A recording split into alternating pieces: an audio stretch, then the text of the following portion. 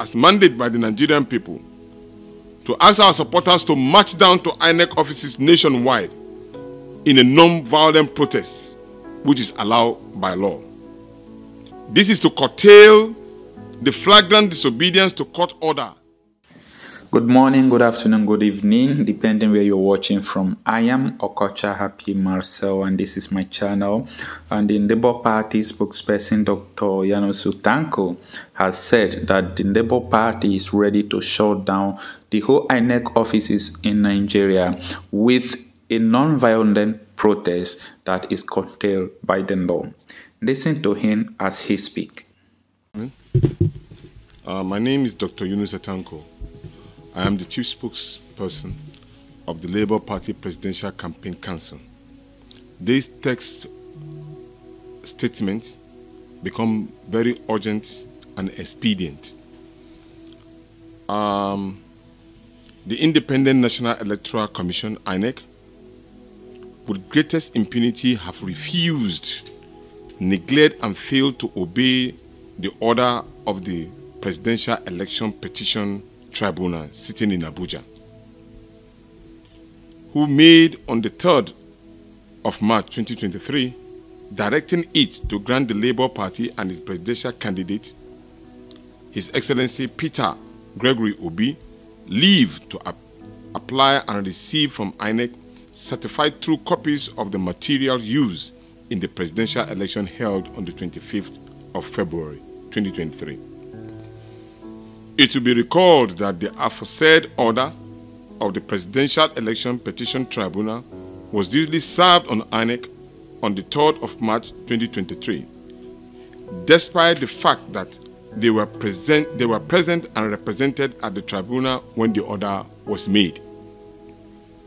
Not minding the service of this said order on INEC, and a reminder letter dated on the 6th day of March 2023, and delivered same date at the INEC headquarters Abuja, the electoral umpire has continued to ignore or disobey the valid order of such magnitude till now. It should be noted that in a democracy like ours, rule of law must triumph, and not only in our legal system, but also in our body politic as a whole. Parties to a litigation, like in the instant case, must accept and obey every order of the court in good faith. And no party should be seen to employ self-help to disrespect or disparage the order of the court, which if not checked and curtailed, could possibly undermine our democracy, rule of law, and constitutionalism. The action of INEC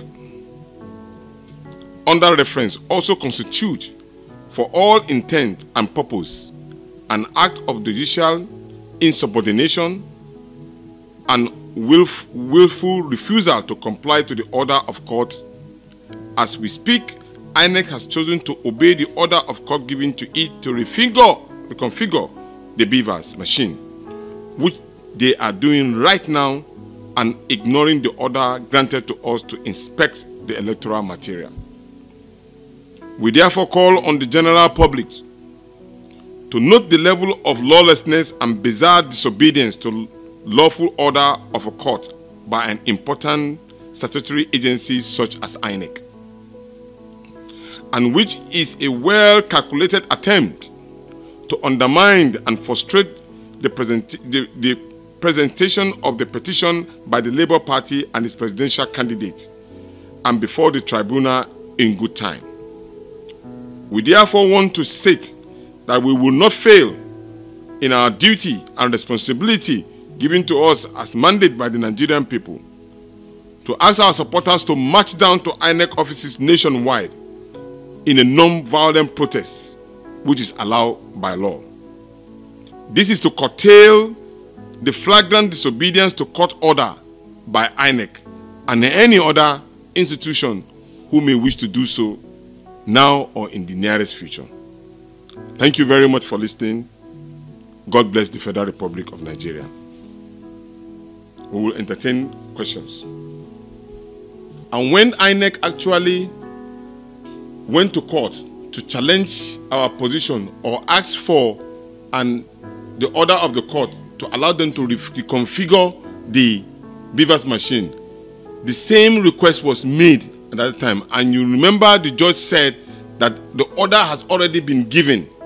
And so a repeat of that request will be abuse of the court order.